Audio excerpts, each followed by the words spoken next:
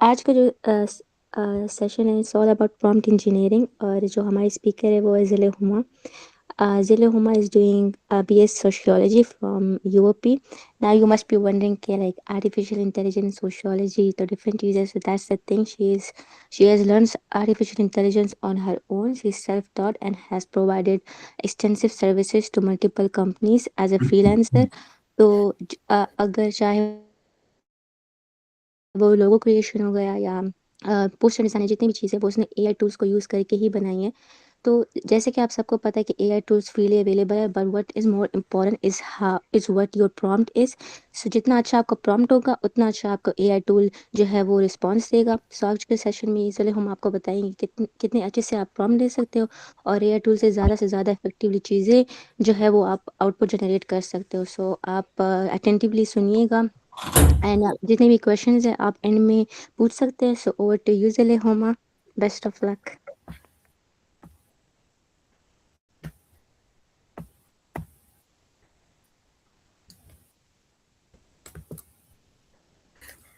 अस्सलाम वालेकुम everyone, it's ज़िले हुमा हियर। जैसे कि मेरा इंट्रोडक्शन होस्ट ने करवा दिया है तो हम टाइम वेस्ट किए बगैर अपना करेंगे। Am I audible to everyone? Yes, ma'am, you are audible. Yes you are. Okay.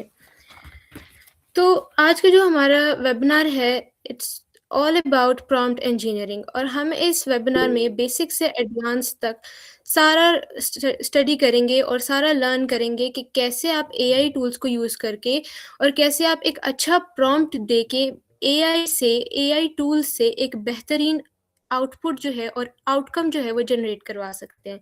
हम इसकी प्रैक्टिकल एप्लीकेशन भी करेंगे, जितने भी कॉन्सेप्ट्स हम पढ़े भी करेंगे। तो अब ये सारे टॉपिक्स हैं जो कि हम इस वेबिनार में कवर करने जा रहे हैं। हमारे पास इस वेबिनार में टोटल 4 मॉड्यूल्स होंगे। First one is introduction to LLMs and prompting basics. Then we have the core prompting techniques and then advanced prompt engineering frameworks, and the last one is practical application for students। अब इतना सब कुछ हम क्यों study कर रहे हैं? ये इसलिए स्टडी कर रहे हैं क्योंकि अब ज़ाहिर है हर किसी के ज़हन में ये क्वेश्चन आएगा कि हम सिंपली ये क्यों नहीं सीखते कि प्रॉम्प्ट आपने कैसे देना है? ये तो हम सीख लें, लेकिन जब तक आपको नहीं पता होगा, उसके बेसिक्स नहीं पता होंगे, तो आप उस प्रॉम्प्ट को सही से दे ही नहीं सकेंगे। अब आप एक ऑफ़िस में काम करते हैं, जिसमें आपके बॉस का नेचर आपको नहीं पता। अगर वो फ्रेंडली हैं, तो आप उनसे कैजुअली बात कर सकते हैं। अगर वो स्ट्रिक्ट हैं, तो आपने उनसे बहुत सोच-समझ के बात करनी होती है। तो अगर आपको उनका नेचर पता होगा, तो आप उनके साथ बेटर डील कर सकेंगे। अब हमारे ज़हन में ये क्वेश्चन भी आता है कि जब एआई हमारे लिए इतना कुछ कर सकता है, इतना कुछ लिख सकता है, तो एआई तो फिर हमारे लिए प्रॉम्प्ट्स भी जनरेट करवा सकता है, तो फिर हम प्रॉम्प्ट्स जनरेट करना क्यों सीखें? बिल्कुल एआई प्रॉम्प्ट्स जनरेट करवा सकता है, लेकिन क्या कैलकुलेटर के आने से हम लोग मैथ सीखना भूल गए? मैथ सीखना नहीं, ऐसा नहीं होता। मैप्स अगर हैं, हमारे पास गूगल मैप्स हैं, तो क्या हम लोगों ने रास्ते याद करना छोड़ दिया है? नहीं, क्योंकि कुछ चीज़ें ऐसी होती हैं जो हमने खुद भी सीखनी होती हैं, हमने खुद भी याद रखनी होती हैं। तो सेशन स्टार्ट करते हैं। जो फर्स्ट मॉड्यूल है हमारे पास, that is introduction to LLMs and prompting basics. अब इसमें एक टेक्निकल टर्म आ रहा है एलएलएम्स का, लेकिन उससे पहले थोड़ा बहुत मैं प्रॉम्प्ट इंजीनियरिंग के बारे में बता दूं, ताकि प्रॉम्प्टिंग का वर्ड या प्रॉम्प्ट का वर्ड कहीं पे आए तो आप सबको पता हो कि प्रॉम्प्ट कहते किसे हैं। प्रॉम्प्ट वो इनपुट होता है या वो कमांड होती है ताकि आप उससे अपना डिजायर्ड आउटकम और अपने अपने लिए यूजफुल रिजल्ट्स जनरेट करवा सकें। तो आप अब हम लोग प्रॉम्प्ट इंजीनियरिंग की अगर बात करें, तो प्रॉम्प्ट इंजीनियरिंग वो स्किल है या वो डिसिप्लिन है जिसमें आप वो बेटर और एक बेहतरीन प्रॉम्प्ट देना सीखते हैं। एलएलएम्स की अगर हम बात करें, तो एलएलएम्स जो है ये it stands for large language model.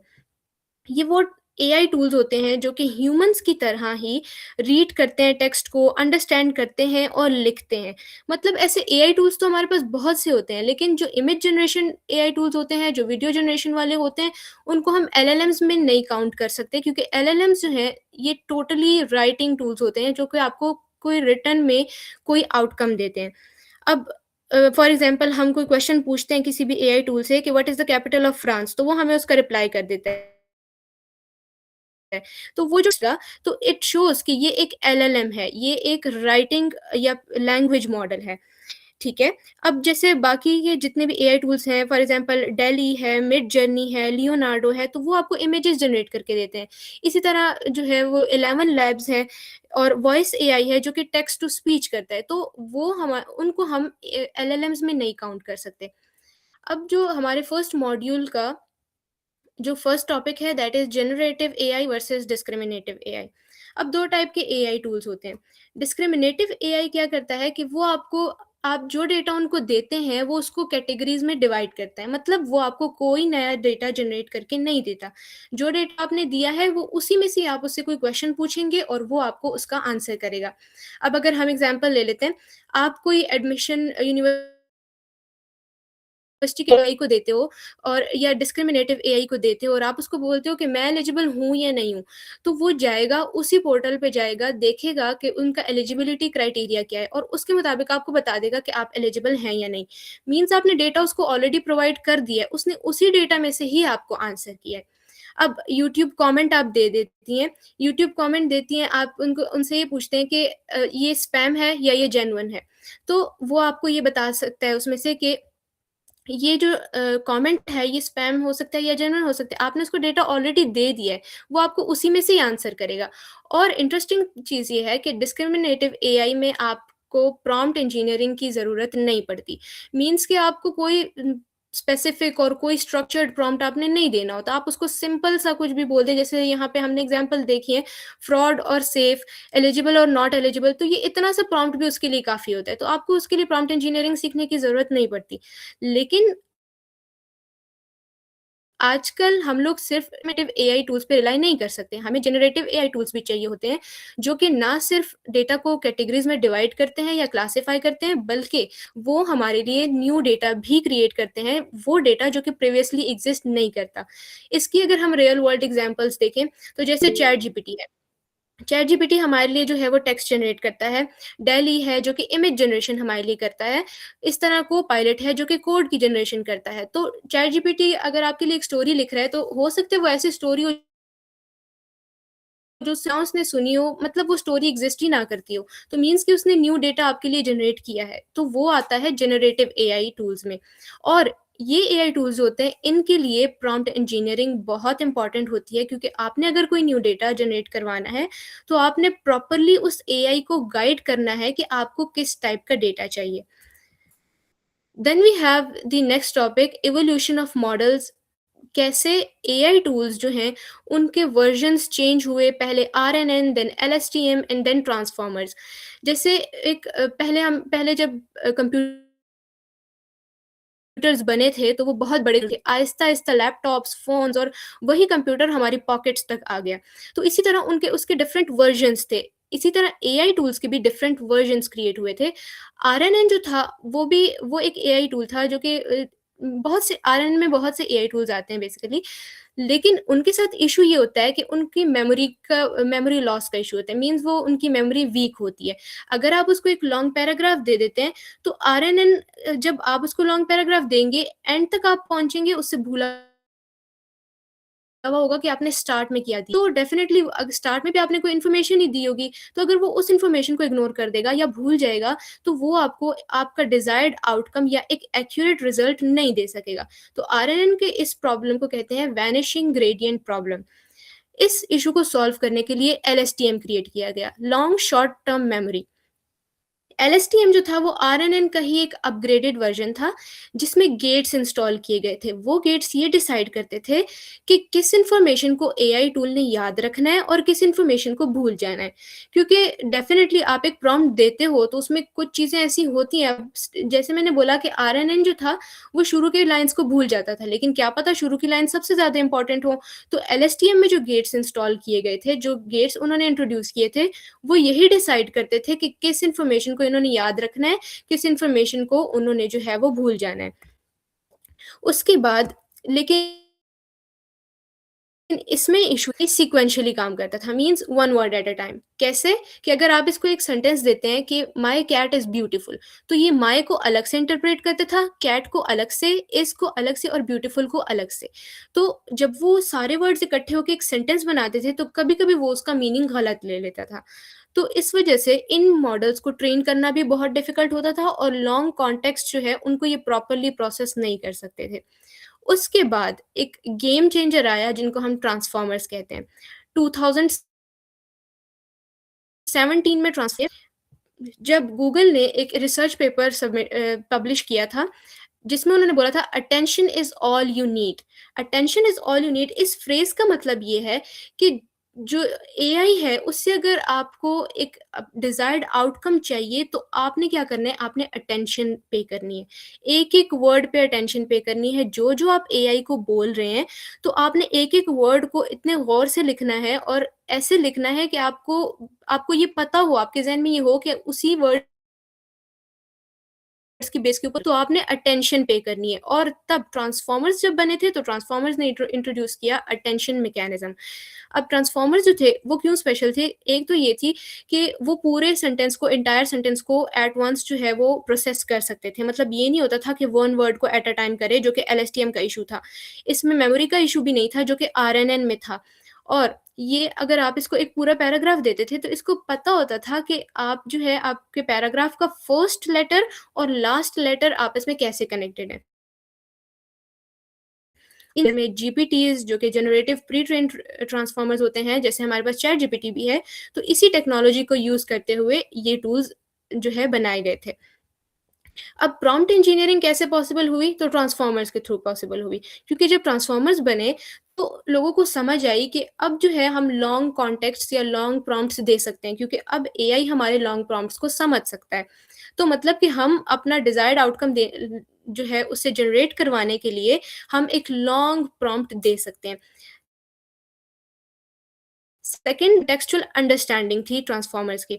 मतलब अगर आप उसको एक वर्ड देते थे तो वो उसको कॉन्टेक्स्ट की बेस के ऊपर अंडरस्टैंड करता था।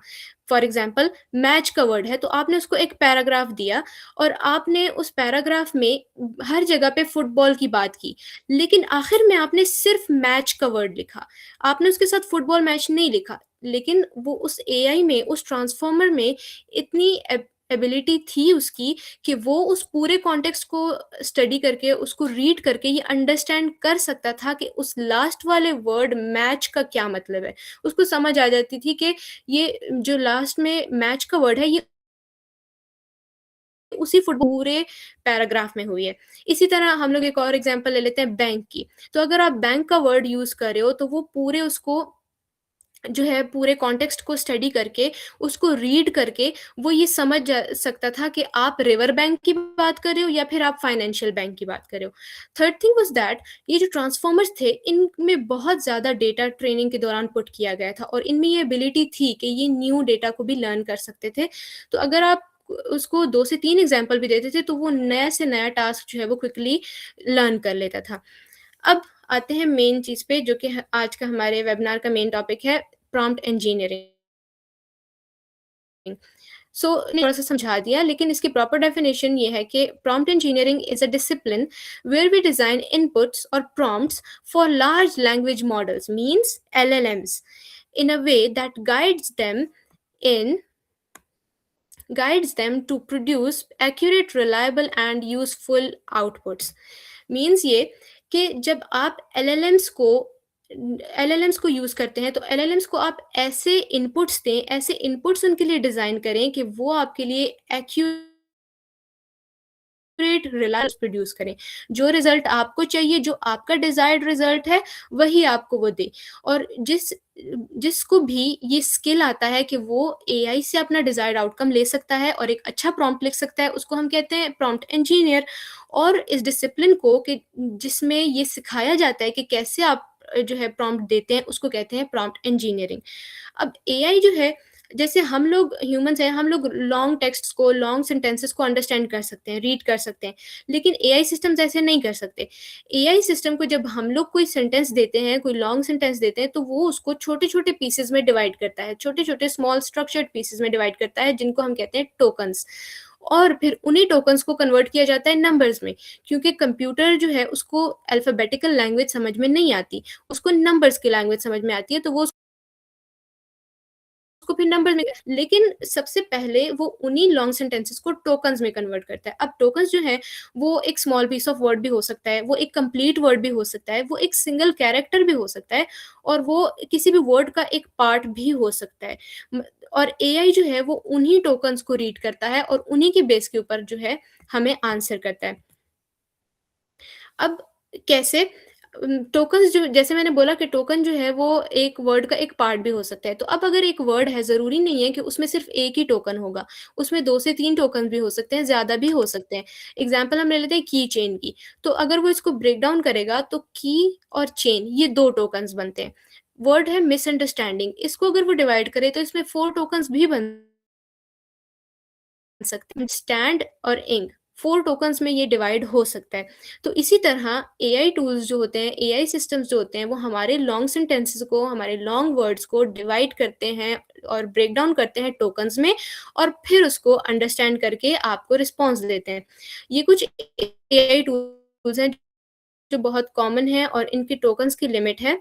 तो चैट जीपीटी को अगर हम देखें तो इसकी टोकन्स की लिमिट, कॉन्टेक्स्ट वीडियो विंडोज़ का आपको यहाँ पे एक वर्ड नज़र आ रहा होगा, ये हम अगली स्लाइड में पढ़ेंगे। यहाँ पे आप इसको ऐसे समझ लें कि कॉन्टेक्स्ट विंडोज़ का मतलब है टोकन्स की लिमिट। अब चैट जीपीटी को अगर हम देखें तो 1,28,000 से 2,56,000 टोकन्स की इसकी लिमिट है। इसी तरह जेमिनी की 10 लाख से 20 लाख तक है, जो कि अभी तक के एआई टूल्स की सबसे ज़्यादा लिमिट जो है वो इसी की ही है। देन क्लॉड जिसकी 2 लाख से 10 लाख तक है। परप्लेक्सिटी एआई है जिसकी 1,28,000 से 20 लाख तक है, सॉरी 2 लाख तक है। अब कॉन्टेक्स्ट विंडो की बात अगर करें, जैसे मैंने आपको बोला एआई की टोकन्स की लिमिट या एआई की मेमोरी की लिमिट, वो आप लॉन्ग टेक्स्ट दे देते हो एआई को, लेकिन क्या एआई आपकी सारी बात को याद रख सकता है? ये चीज़ भी तो हमने समझनी है। एआई को हम लंबा प्रॉम्प्ट तो दे दें, लेकिन अगर वो हमारी बात ही नहीं समझ रहा, तो हमें जो है हमारे डिज़ायर्ड आउटकम्स, हमारे डिज़ायर्ड रिज़ल्ट्स जो हैं, वो हमें नहीं मिल सकते। अब अगर हम एग्ज़ाम्पल ले लेते हैं ब्लैक बोर्ड की।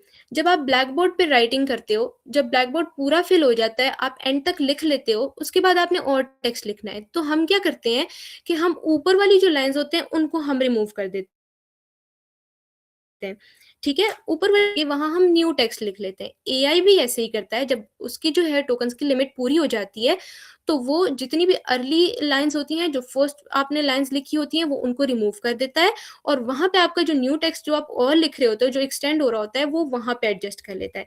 तो मीन्स ये कि आपका जो शुरू वाला पार्ट होता है, वो मिस हो जाता है। तो इससे भी आपको डिज़ायर्ड आउटकम डेफिनिटली नहीं मिलेगा। यहाँ पे अगर हम इसकी डेफिनिशन देखें कॉन्टेक्स्ट विंडो की, तो it is the number maximum number of tokens an AI model can see or remember at one time. It is called the context window. अगर लिमिट ज़्यादा हो जाती है तो मैंने बताया कि वो शुरू वाले जो जितने भी वर्ड्स होते हैं वो उसको इग्नोर कर देता है। अब अगर फॉर एग्जांपल एक एआई है जिसकी लिमिट जो है वो 8,000 टोकन्स की है, ठीक है? आप 8,000 की बजाय जो है उसको 10,000 टोकन्स का जो है प्रॉम्प्ट दे देते हो, तो वो क्या करता है कि आपके 10,000 टोकन्स में से जो शुरू के 2,000 टोकन्स होते हैं उसको वो भूल जाता है और उसकी जगह आपके आगे वाले टोकन्स को एडजस्ट कर लेता है।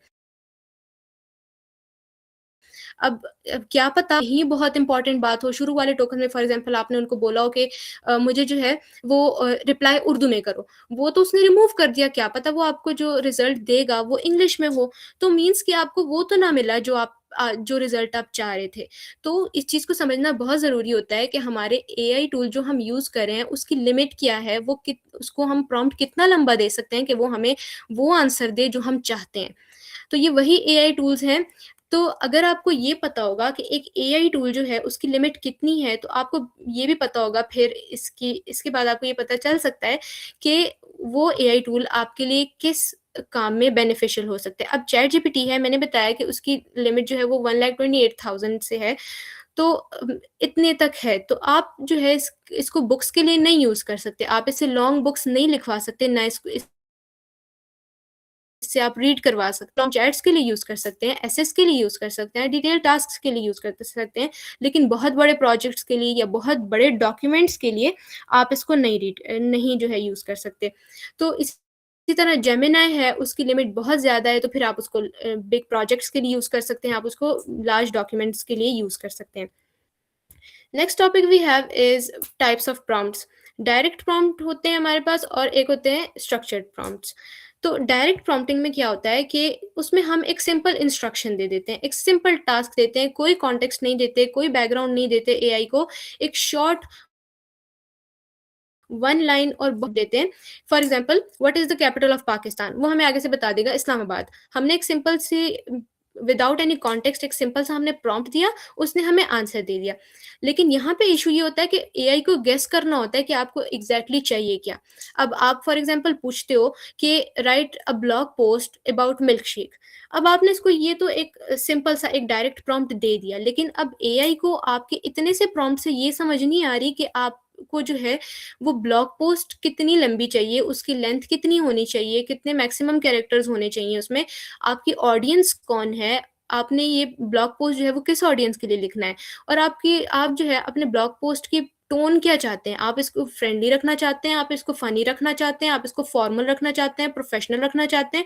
आपने इसको टोन नहीं बताई, तो ये सब कुछ एआई खुद गेस करता है। तो हो सकता है वो मिस्टेक्स करे इसमें, आपको फनी टोन चाहिए हो, वो आपको फॉर्मल टोन में लिख के दे दे। तो ये डायरेक्ट प्रॉम्प्टिंग में ये इशू आता है कि आप सिंपल टास्क के लिए ये यूज कर सकते हैं, लेकिन जब कॉम्प्लेक्स चीजें आ जाती हैं तो उसके लिए आप डायरेक्ट प्रॉम्प्टिंग की जगह स्ट्रक्चर्ड प्रॉम्प्टिंग यूज करते हैं। स्ट्रक्चर्ड प्रॉम्प्टिंग में क्या होता है कि आप स्टेप बाय स्टेप चलते हो, आप एक प्रॉम्प्ट को कंप्लीटली डिजाइन करते हो, एक प्रॉपर स्ट्रक्चर में डिजाइन करते हो। उसको सबसे पहले आप एआई को एक रोल देते हो, एक आइडेंटिटी प्रोवाइड करते हो एआई को, उसको बताते हो कि आप हो क्या। ठीक है, आप फॉर एग्जांपल उसको बोलते हो कि एआई को आप ये बोलते हो कि सोशल मीडिया आप एक्ट करो as a social media manager, कि आप जो है एक छोटे से पाकिस्तानी क्लोथिंग ब्रांड के सोशल मीडिया मैनेजर हो। उसके बाद आपने उसको देना होता है कॉन्टेक्स्ट, मीन्स बैकग्राउंड, कि आप जो काम उससे करवा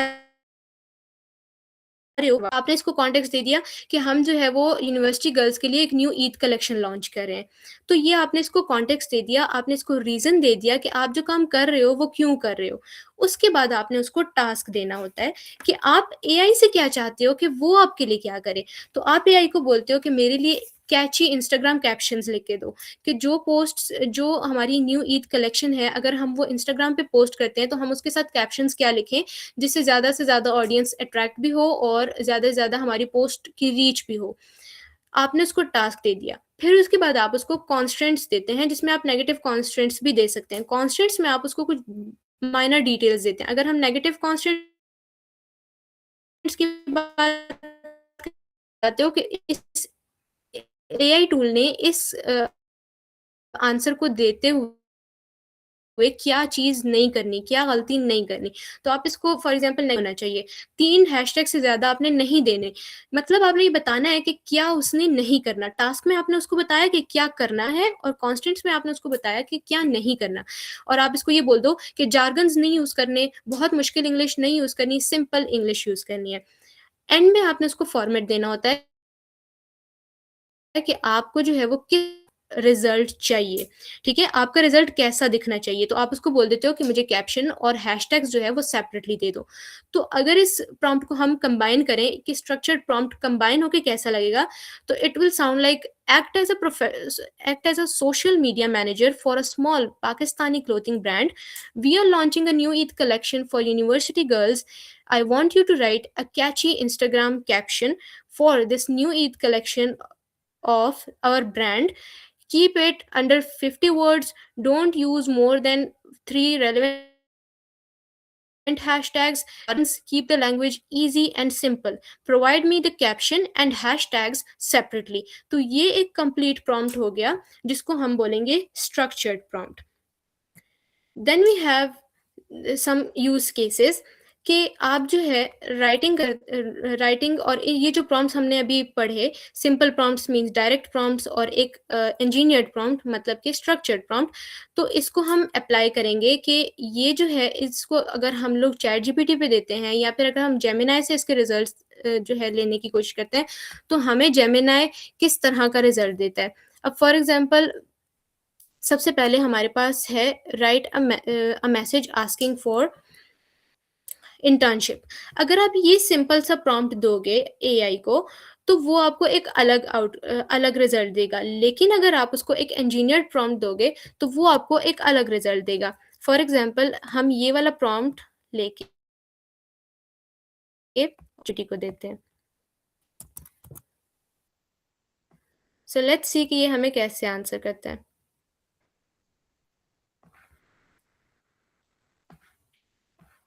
okay, so this is the message जो कि इंटर्नशिप से रिलेटेड है। अब हम लोग जो हमारा इंजीनियर्ड प्रॉम्प्ट है, जो हमारा स्ट्रक्चर्ड प्रॉम्प्ट है, तो अब हम उसको लेते हैं।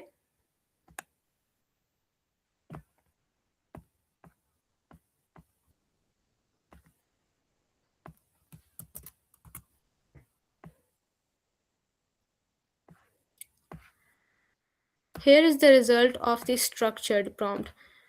अगर आप इसको रीड करोगे, ये उससे शॉर्ट होगा, लेकिन ये उससे ज़्यादा स्ट्रेट फॉरवर्ड होगा और उससे ज़्यादा इफ़ेक्टिव होगा। तो जो सिंपल प्रॉम्प्ट्स हैं और स्ट्रक्चर्ड प्रॉम्प्ट्स हैं, उनमें ये डिफ़रेंस होता है। इसी तरह आप अगर उसको कोई कोड दे देते हो और सिंपली उसको कहते हो कि फिक्स दिस कोड। हम इसकी भी एग्ज़ाम्पल ले लेते हैं। यहाँ पे मेरे पास एक कोड है और हम इसको कॉपी कर लेते हैं। आप चैटजीपीटी को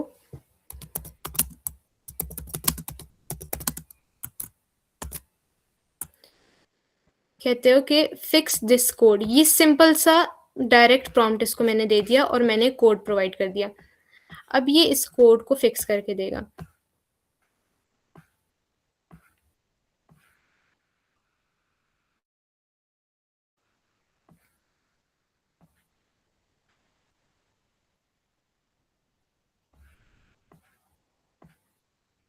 ओके, अब हम इसी कोड को दोबारा से इसको देंगे और हम इसको बोलेंगे, ये इंजीनियर्ड प्रॉम्प्ट अब हम इसको दे देते हैं।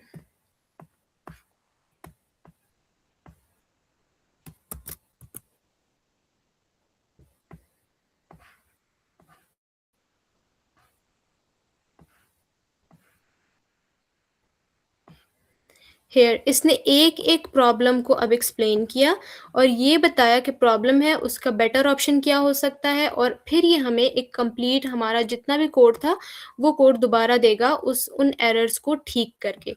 तो सिंपल प्रॉम्प्ट्स में और स्ट्रक्चर्ड प्रॉम्प्ट्स में यही डिफरेंस होता है कि आपको आउटकम जो है वो स्ट्रक्चर्ड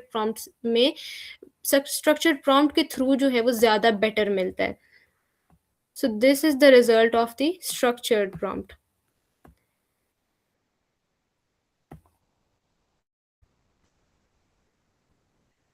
अब हम लोग नेक्स्ट मॉड्यूल पे जाते हैं, which is core prompting techniques. तो अब प्रॉम्प्ट कर लिखना तो हम सीख रहे हैं, लेकिन कुछ बेसिक चीज़ें हैं। अब जितनी भी आगे हम टेक्निक्स पढ़ेंगे वो सारी प्रॉम्प्टिंग से रिलेटेड है। प्रॉम्प्ट किस-किस टाइप की होते हैं, किस-किस टाइप के प्रॉम्प्ट्स आप दे सकते हैं और उससे आपको किस टाइप का आउटकम मिलेगा। अब ज़ीरो शॉट प्रॉम्प्टिंग क्या होती है कि जिसको हम ये भी कह सकते हैं कि डायरेक्ट ऑर्डर प्रॉम्प्टिंग है, जिसमें हम डायरेक्ट ऑर्डर देते हैं। हम कोई एग्ज़ाम्पल नहीं देते, सिर्फ़ इंस्ट्रक्शंस दे देते हैं एआई को और हम ये चाहते हैं कि एआई जो है वो हमें आंसर करे उस प्री ट्रेन्ड नॉलेज की बेस के ऊपर जो उसके पास ऑलरेडी है। मतलब हमने सिर्फ़ इंस्ट्रक्शंस दी, कोई एग्ज़ाम्पल हमने नहीं दी। फॉर एग्ज़ाम्पल हमने इसको बोला कि classify the sentiments of this review, और वो रिव्यू क्या है, the biryani taste was amazing but delivery was late. ये हमारे पास एक कमेंट आया है, अब इसकी सेंटिमेंट क्या है?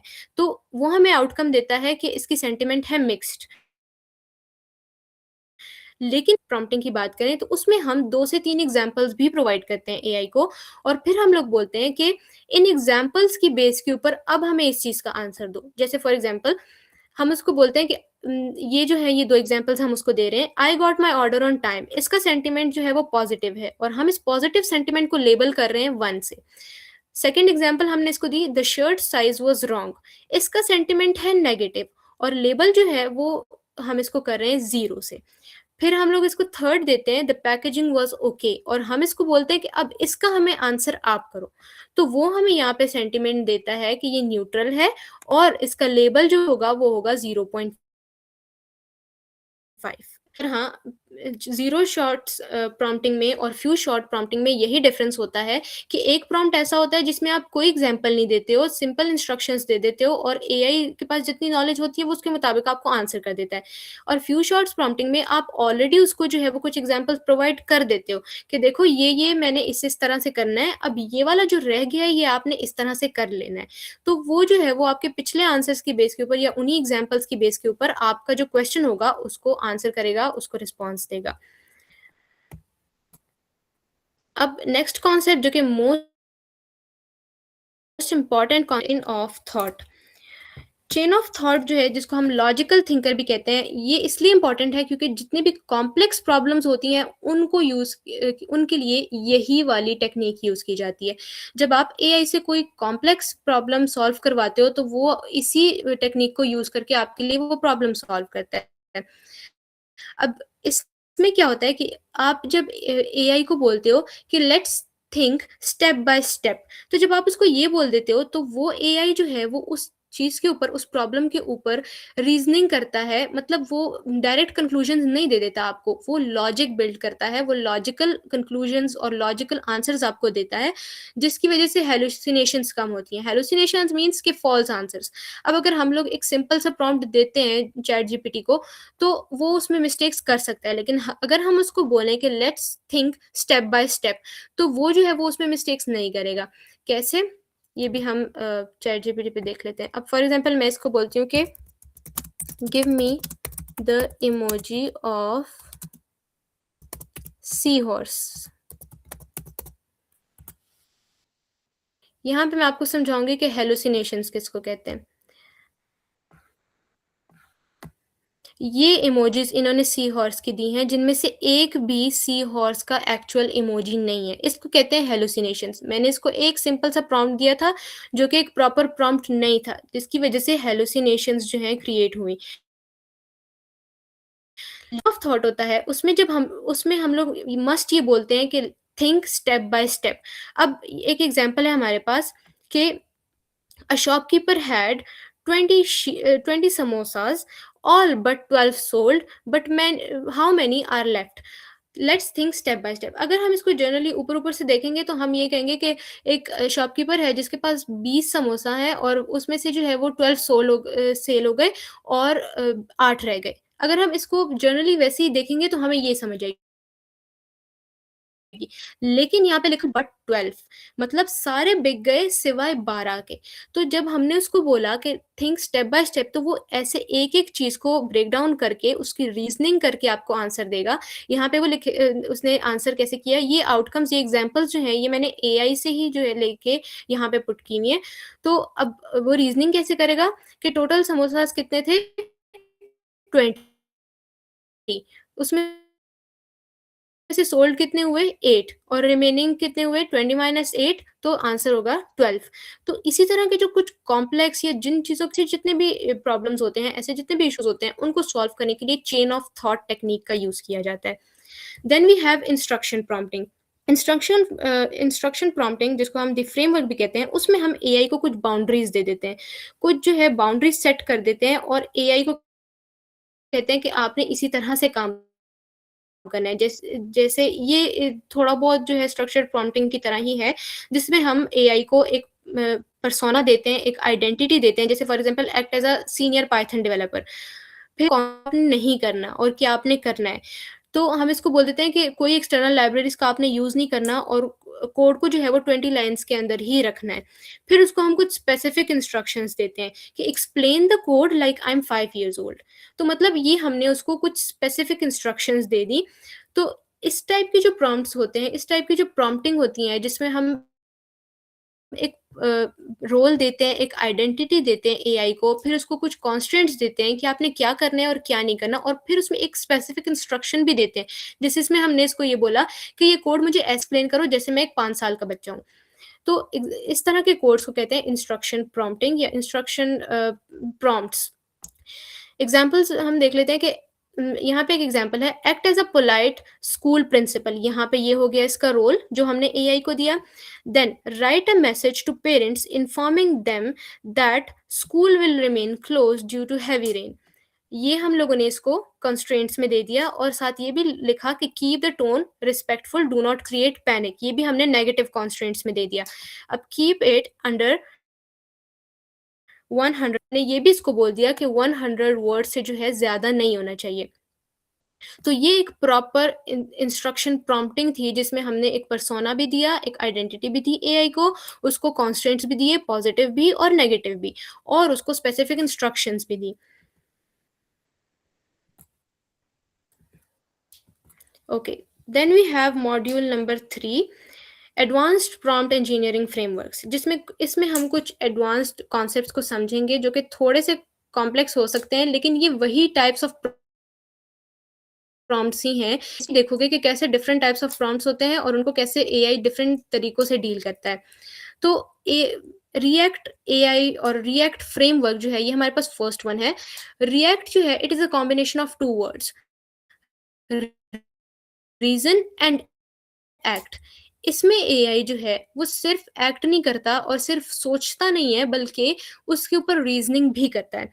पहले ये होता था कि आप जो है वो सिंपल जो एआई टूल होते हैं वो क्या करते हैं कि सिर्फ सोचते हैं और आपको आंसर कर देते हैं। लेकिन जो रिएक्ट एआई होता है, रिएक्ट एक लूप में काम करता है। वो सोचता भी है, वो एक्शन भी करता है और फिर उस एक्शन पे भी अगर कुछ सोचना है बाकी है, तो वो भी एआई ही सोचता है कि अगर उसमें भी कुछ सोचने की ज़रूरत है, उसमें भी कुछ चेंजेस करने की ज़रूरत है, मीन्स कि वो अपनी चीज़ों को खुद ही क्रिटिसाइज़ करके और फिर खुद ही अपनी करेक्शन करता है। तो जब एआई टूल्स या फिर कोई एआई कोई भी एआई सिस्टम इस तरह से लूप में काम कर रहा हो, तो वो रिएक्ट फ्रेमवर्क या इस टेक्नीक के बेस के ऊपर काम कर रहा होता है। अब फॉर एग्जांपल, और ये सारा काम हम प्रॉम्प्ट्स के थ्रू ही लेते हैं। ये सारे काम, ये जितनी भी टेक्निक्स मैं डिस्कस कर रही हूँ, आप सिंपल चैट जीपीटी पे भी अप्लाई कर सकते हो। डिफरेंस सारा प्रॉम्प्ट का होता है कि आप प्रॉम्प्ट कौन-सा दे रहे हो, आप रिएक्ट फ्रेमवर्क को यूज़ कर रहे हो, आप सीओटी को यूज़ कर रहे हो, आप ज़ीरो शॉट प्रॉम्प्टिंग को यूज़ कर रहे हो, फ्यू शॉट्स प्रॉम्प्टिंग को यूज़ कर रहे हो, किसको आप यूज़ कर रहे हो। यहाँ पे अगर हम एग्ज़ाम्पल ले लें, तो आप उसको ये बोल सकते हो कि compare petrol prices in Pakistan in the last 2 weeks and summarise the trends. अब इसको आप ये बोलोगे कि इस ये जो टास्क मैं आपको दे रहा हूँ, इसको आपने सॉल्व करना है थॉट ऑब्जर्वेशन लूप में। जैसे मैं इधर लिखा हुआ है कि थॉट, एक्शन, ऑब्जर्वेशन और रिपीट, इसी लूप में एआई काम करता है। तो हम इसको बोलेंगे कि इसी लूप में काम करते हुए जो पिछले 2 वीक्स की पाकिस्तान की पेट्रोल प्राइसेज़ थी, उनको कंपेयर करो और जो ट्रेंड्स उसमें आए हैं, उसको समराइज़ करो। अब इसमें 4 प्रोसेसेस थे, 4 स्टेप्स थे। फर्स्ट स्टेप था थॉट। अब इस वाले प्रॉब्लम को सॉल्व करने के लिए ये क्या सोचेगा कि मैंने जानना क्या है, कि मुझे क्या जानने की ज़रूरत है, तो इसको क्या जानने की ज़रूरत है, इसको रिसेंट पेट्रोल प्राइसेज़ का डेटा जानने की ज़रूरत है। इसके लिए वो ये सोचेगा कि मुझे किस-किस चीज़ की ज़रूरत है, फिर उसके बाद वो एक्शन लेगा कि अब इसमें से मुझे चाहिए क्या? उस एक्शन ऐसे लेगा कि वो देखेगा कि लेटेस्ट जो प्राइसेज़ थी, क्योंकि हमें पिछले 2 वीक्स का चाहिए, तो फिर वो लेटेस्ट जो प्राइसेज़ थी 2 वीक्स की, उनको देखेगा, उनको सर्च आउट करके उनको निकालेगा। फिर उसको ऑब्ज़र्व करेगा कि कहाँ पे इंक्रीज़ आया है, कहाँ पे डिक्रीज़ आया है, उन प्राइसेज़ में, और फिर आखिर में उस आपको वो एक फाइनल सिंपल समरी प्रोवाइड करेगा कि पिछले 2 वीक्स जो गुज़रे हैं उसमें हमें क्या ट्रेंड्स आए हैं, कब इंक्रीज़ हुई है, कब डिक्रीज़ हुई है, अगर इंक्रीज़ हुई है तो कितनी इंक्रीज़ हुई है, अगर डिक्रीज़ हुई है तो कितनी डिक्रीज़ हुई है। तो वो आपको एक प्रॉपर पूरी समरी लिख के देगा, लेकिन वो इस लूप में काम करेगा कि वो सोचेगा भी, वो एक्शन भी लेगा, फिर वो उस एक्शन पे भी सोचेगा और फिर आपको आखिर में रिज़ल्ट देगा। Then we have the tree of thoughts. जैसे हम लोगों ने पढ़ा चेन ऑफ थॉट्स, तो ट्री ऑफ थॉट्स और चेन ऑफ थॉट्स आप ऐसे बोल रहे हैं कि ये भाई-बहन है। लेकिन ट्री ऑफ थॉट्स जो है वो थोड़ा-सा और कॉम्प्लेक्स है, बट क्योंकि चेन ऑफ थॉट्स एक लाइन में काम करता है और ट्री ऑफ थॉट्स एक ट्री की तरह काम करता है। मीन्स ये कि ये इसमें एआई टूल जो है वो एक प्रॉब्लम को हर एंगल से देख के आपको आंसर करता है। जैसे एक ट्री होता है, उसकी ब्रांचेज़ हर एंगल में गई होती हैं, हर डायरेक्शन में जो है फैली हुई होती हैं।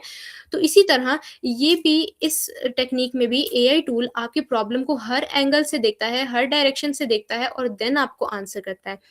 इसमें एआई क्या करता है कि 3 से 4 स्ट्रैटेजीज़ क्रिएट करेगा, फिर उन 3 से 4 स्ट्रैटेजीज़ को इवैल्यूएट में जो है उन स्ट्रैटेजीज़ में कौन-सी वीक वन्स हैं, कौन-सी जो है बेस्ट वन्स हैं। जो वीक वन्स होंगी उनको वो इग्नोर कर देगा, और जो बेस्ट होंगी उनको जो है वो लेके उसको आगे लेके चलेगा। एग्जाम्पल हम दे देते हैं, हम एक प्रॉम्प्ट देते हैं एआई को कि इमेजिन 3 डिफरेंट एक्सपर्ट्स हैं, ठीक है?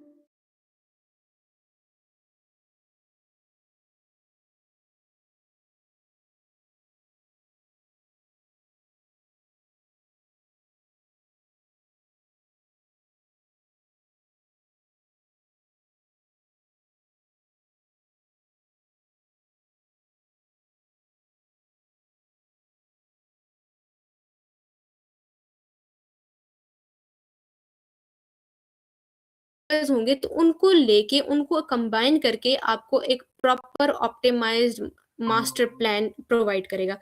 अब हम लोग इसी प्रॉम्प्ट को चैट जीपीटी पे अप्लाई करके देखते हैं।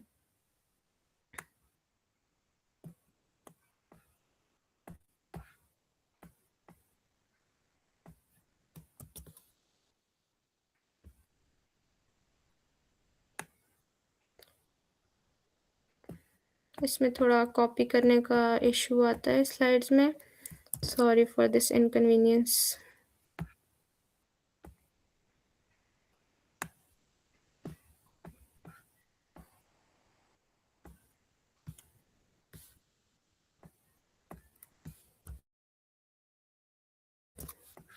Step 2, then we have step 3,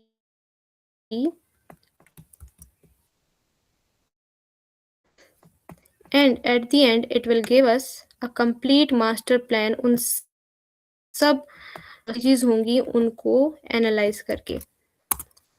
so here is the complete prompt. अब गोल क्या है कि हमने एक स्मॉल होम बेस्ड बेकरी जो कि इस्लामाबाद में लोकेटेड है उसकी 2 मंथ्स में सेल्स लो बजट में इंक्रीज करनी है।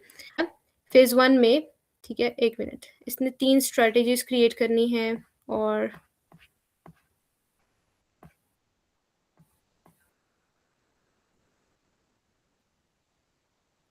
ओके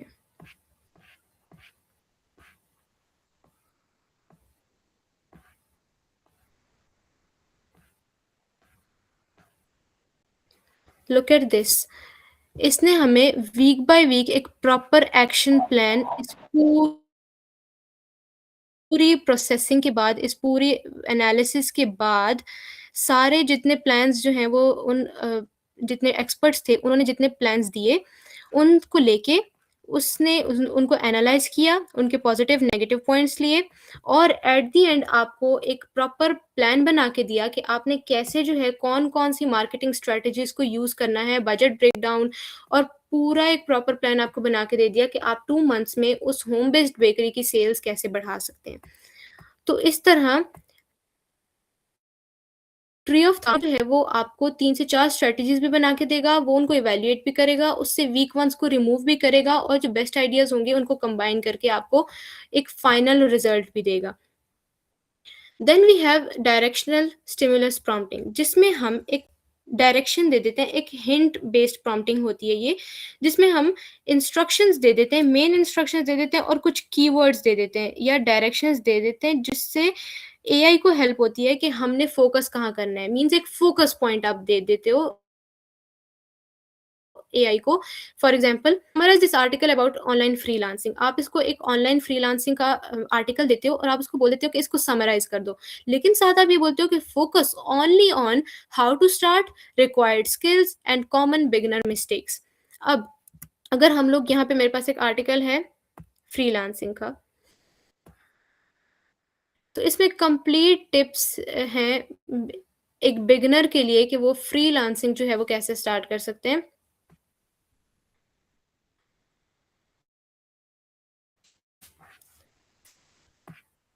ओके इसमें फ्रीलांसिंग के बेनिफिट्स, एक स्टूडेंट को क्यों स्टार्ट करना चाहिए, इम्पोर्टेंस उसकी क्या है नेटवर्क बिल्डिंग की, स्ट्रेंथ्स क्या हैं, वीकनेसेस क्या हैं, ये सारी चीज़ें जो हैं वो इसमें हैं। तो ये आर्टिकल काफ़ी लंबा है। लेकिन अगर आप एआई को यही आर्टिकल दोगे और आप उसको बोलोगे कि इसमें आपने सिर्फ़ फ़ोकस करना है कि कैसे स्टार्ट किया जाए, इस काम के लिए फ्रीलांसिंग के लिए कौन से स्किल्स रिक्वायर्ड हैं और बिगिनर्स जो है वो कौन-सी ऐसी कॉमन मिस्टेक्स हैं जो कि बिगिनर्स करते हैं। तो जब आप एक फ़ोकस पॉइंट एआई को देते हो, उसको हम कहते हैं डायरेक्शनल स्टिमुलस प्रॉम्प्टिंग। तो ये भी आप कह सकते हो कि ये एक प्रॉम्प्टिंग की टाइप है। Then we have the iterative prompt development. अब ये कॉन्सेप्ट्स बहुत ज़्यादा हो गए हैं, लेकिन ये इसीलिए है ताकि आपको पता हो कि प्रॉम्प्ट्स कितने टाइप्स के हो सकते हैं और जैसे-जैसे आप अपने प्रॉम्प्ट को चेंज करते जाओगे, उसमें थोड़ी-थोड़ी सी भी चेंजेस लेके आओगे, तो वो उसकी पूरी टेक्नीक बदल जाएगी और उसका पूरा रिस्पॉन्स जो एआई की तरफ से आपको मिलेगा वो भी सारा इटरेटिव प्रॉम्प्ट डेवलपमेंट की जो टेक्नीक है, इसको हम लोग इम्प्रूवमेंट साइकिल भी कहते हैं। ये एक टेक्नीक नहीं है, बल्कि ये एक पूरा एक स्ट्रक्चर्ड प्रोसेस है, एक सिस्टमैटिक प्रोसेस है। जो ये कहता है कि कोई भी जो प्रॉम्प्ट इंजीनियर होता है, वो एकदम से और पहली बार में एक परफेक्ट प्रॉम्प्ट नहीं लिख देता। वो एक साइकिल को फ़ॉलो करता है, ठीक है? मतलब पहले एक प्रॉम्प्ट लिखता है, देखता है, उसको टेस्ट करता है। एआई जो उसको आंसर देता है, जो रिस्पॉन्स देता है, फिर उसमें देखता है कि उसमें क्या कमी है। उसमें कमी देख के फिर वो उस अपने प्रॉम्प्ट को मज़ीद रिफ़ाइन करता है। उसके बाद वो फिर से रिपीट करता है। जब तक उसको वो चीज़ नहीं मिल जाती, जो उसको चाहिए, तब तक वो अपने प्रॉम्प्ट्स को रिफ़ाइन करता जाता है और एआई से जो है वो आउटकम जनरेट करवाता रहता है। अब फॉर एग्ज़ाम्पल हम उसको अपनी रिज़्यूमे देते हैं या सीवी देते हैं और हम उसको बोलते हैं कि हम मेरी सीवी को या मेरी इस रिज़्यूमे को जो है वो रिव्यू कर दो। तो वो आपके रिज़्यूमे को रिव्यू कर देगा। लेकिन फिर आप अपने प्रॉम्प्ट को थोड़ा-सा और एनहांस करते हो। आप उसको बोलते हो कि आप जो है वो एचआर मैनेजर की तरह एक्ट करते हो, किसी कंपनी में जाते हो, वहाँ पे आपकी हायरिंग जो है वो एचआर मैनेजर के ही हाथ में होती है। तो आपकी रिज़्यूमे उन्हीं के पास जाती है, वही जो है आपके रिज़्यूमे को देखते हैं और वही रिज़्यूमे की बेस के ऊपर जो है वो आपको सेलेक्ट करते हैं।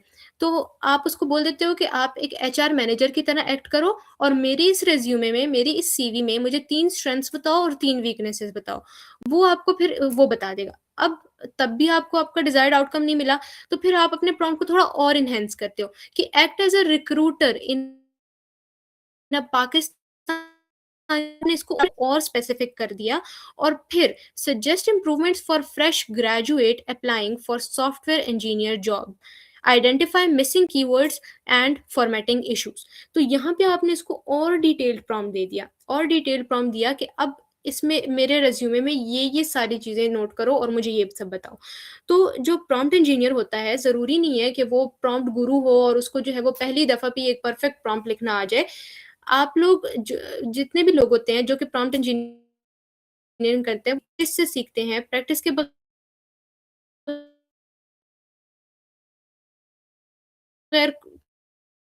को आपको कोई चीज़ नहीं मिली, आपको जो आप चाहते हो वो नहीं मिला, तो आप अपने प्रॉम्प्ट को थोड़ा और रिफाइन करो, स्टेप बाय स्टेप थोड़ा-थोड़ा रिफाइन करो, तो आखिर में आपको एक ऐसा पॉइंट आएगा जब आपको वो रिज़ल्ट मिलेगा, वो आउटकम मिलेगा जो कि आपको चाहिए था और जो आपके लिए यूज़फुल होगा। अब अगर हम लोग अप्लाई करें इन्हीं इटरेटिव प्रॉम्प्ट्स को, प्रॉम्प्ट डेवलपमेंट को इमेज जनरेटिंग टूल्स पे, तो हम इसको हमारे पास क्या रिज़ल्ट आता है। सो फर्स्ट हमने ये प्रॉम्प्ट ले लिया और हम मेटा को यूज़ कर लेते हैं, जेमिनी को भी यूज़ किया जा सकता है और हम मेटा को ये प्रॉम्प्ट दे देते हैं।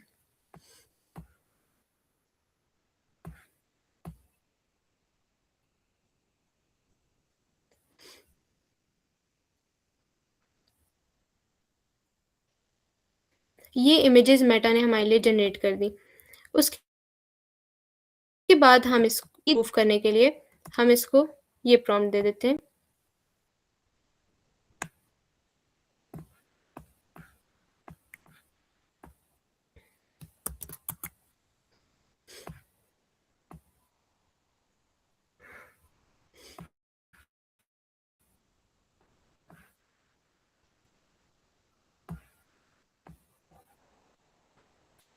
यहाँ पे हमने थोड़ी वार्म सनलाइट ऐड करवा दी। लेकिन अब मैं कह रही हूँ कि नहीं, मुझे सनलाइट नहीं चाहिए और मुझे बहुत ही और मुझे कुछ क्लाउड्स भी चाहिए स्काई में और हल्की-सी लाइटिंग चाहिए। तो हम जो है वो अपने प्रॉम्प्ट को मज़ीद चेंज कर लें और हम यहाँ पे नेक्स्ट प्रॉम्प्ट एआई को देते हैं।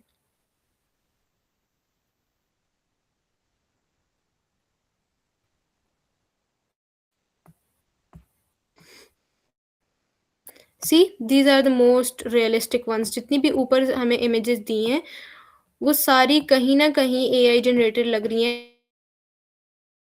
लेकिन तो ऐसे ही आप वन बाय वन अपने प्रॉम्प्ट को रिफाइन करके आप अपना डिज़ायर्ड आउटकम जो है वो जनरेट करवा सकते हैं किसी भी एआई टूल से।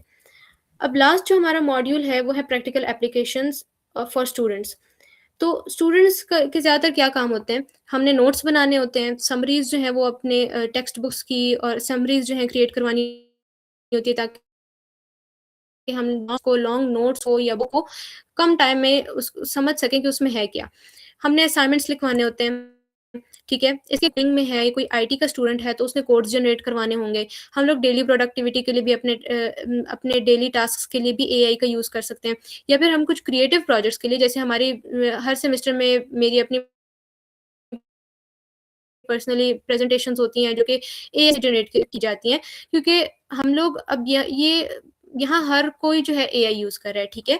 अगर आपको ये पता है कि उस एआई को आपने इफ़ेक्टिवली कैसे यूज़ करना है, तो कोई भी आपको आके ये नहीं बोलेगा कि आपने ये प्रेज़ेंटेशन एआई से क्यों जनरेट करवा रही है। अगर वो प्रेज़ेंटेशन ऐसी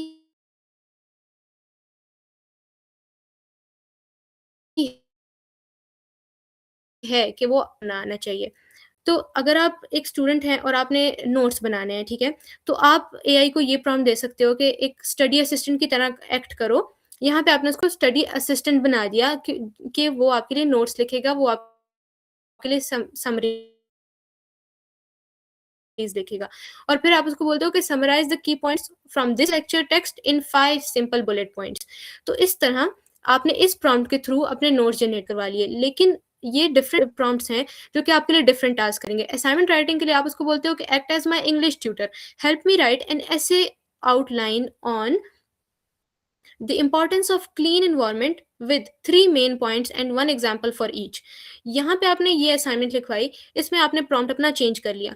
हर एक प्रॉम्प्ट में हर एक टास्क के लिए आपने अपना प्रॉम्प्ट चेंज किया और आपने उसको एक अलग रोल दिया। अगर आपने कोडिंग करनी है तो आपने उसको पाइथन ट्यूटर का रोल दिया। हेयर आपने उसको पाइथन ट्यूटर का रोल दे दिया। अगर आपने डेली प्रोडक्टिविटी के लिए यूज़ करना है तो आपने उसको पर्सनल असिस्टेंट का रोल दे दिया। अगर आपने क्रिएटिव प्रोजेक्ट्स के लिए यूज़ करना है तो आपने उसको डिज़ाइन असिस्टेंट का रोल दे दिया। तो किसी भी प्रॉम्प्ट में ठीक है, आपने टास्क उसको देना है, आपने उसको कॉन्टेक्स्ट देना है, कॉन्स्ट्रेंट्स देने हैं, लेकिन जो मेरे ख़्याल से जो मोस्ट इम्पोर्टेंट चीज़ होती है, वो होती है रोल। आप जब एआई को बताओगे कि आप ये बंदे हो, तो वो आपको उसी के मुताबिक आंसर करेगा। आप किसी टीचर से जाके ये नहीं पूछ सकते कि मैंने जो है बुखार के लिए कौन-सी मेडिसिन लेनी है। आप किसी डॉक्टर से जाके ये नहीं पूछ सकते कि आपके घर में जो लाइट ख़राब हुई है या जो गैस का इश्यू है, तो या जितने भी जो है प्लम्बिंग का इश्यू है, तो वो कैसे सॉल्व होगा? क्योंकि उनको इस चीज़ का नहीं पता। तो जब आप जो है एआई को एक रोल दे दोगे कि आप एक टीचर हो, तो फिर वो आपको टीचर की तरह ही एक चीज़ समझाएगा। तो ये जो है इस तरह से आप एज़ अ स्टूडेंट इन चीज़ों को अप्लाई कर सकते हो। तो अगर हम क्विकली इस पूरे प्रेज़ेंटेशन को और इस पूरे वेबिनार को कंक्लूड करें, तो हमने इसमें बहुत सी चीज़ें सीखी। हमने जनरेटिव एआई के बारे में जाना, डिस्क्रिमिनेटिव एआई के बारे में जाना, एआई टूल जो है वो कैसे इवॉल्व हुए हैं, सीएनएन से ट्रांसफर्स तक। उसके बाद हम लोगों ने प्रॉम्प्ट इंजीनियरिंग के बारे में जाना। उसके बाद डायरेक्ट प्रॉम्प्ट्स और स्ट्रक्चर्ड प्रॉम्प्ट्स देखे, एडवांस्ड फ्रेमवर्क्स देखे जिसमें सीओटी आता है, रिएक्ट आता है, टीओटी आता है। उसके बाद हमने कुछ प्रैक्टिकल स्टूडेंट एप्लीकेशंस देखी। तो आप लोग जब इसी तरह से आपको पता चल गया कि प्रॉम्प्ट्स किस-किस टाइप के होते हैं और किस टाइप के प्रॉम्प्ट से आपको किस टाइप का रिज़ल्ट मिलता है, तो अब आप प्रैक्टिस स्टार्ट करें, क्योंकि आप पहली दफ़ा में कभी भी एक बेहतरीन प्रॉम्प्ट नहीं दे सकते। मैंने पर्सनली एआई टूल्स का यूज़ स्टार्टिंग में एडमिशन हुआ था, तो मैंने अपने नोट्स के लिए मोस्टली चैट जीपीटी का यूज़ किया है। बट स्टिल मैंने अच्छा स्कोर किया एग्ज़ाम्स में। क्यों? क्योंकि मुझे एआई का यूज़ करना आता था। मैंने उससे ऐसे नोट्स बनाए थे जो कि मुझे तो सैटिस्फाई करते थे, लेकिन अगर मैं वो पेपर में लिखती थी तो वो मेरे टीचर को भी सैटिस्फाई करते थे। मतलब उनको ना ये दिखता था कि मैं एआई रिटन टेक्स्ट है ये सारा, क्योंकि कंप्लीटली तो नहीं होता था, डेफिनेटली वर्डिंग चेंज होती थी, लेकिन वो मैंने सीखा तो एआई से ही था, और वो जो एआई से मैंने वो दोगे उतना ही वो आपको अच्छा रिजल्ट देगा, और आहिस्ता-आहिस्ता प्रैक्टिस से आपके प्रॉम्प्ट्स जो हैं वो बेटर होते रहते हैं। So this was the end of the session. अगर किसी का भी कोई भी क्वेश्चन है तो you guys can ask.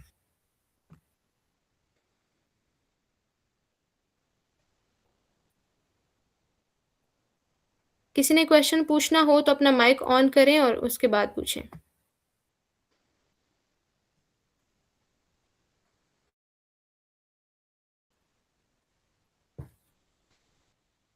Know questions?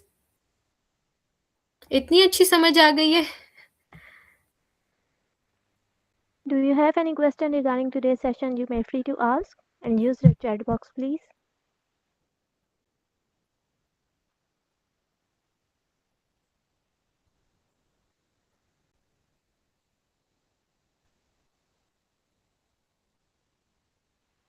I think it's all clear to our student. Thank you so much,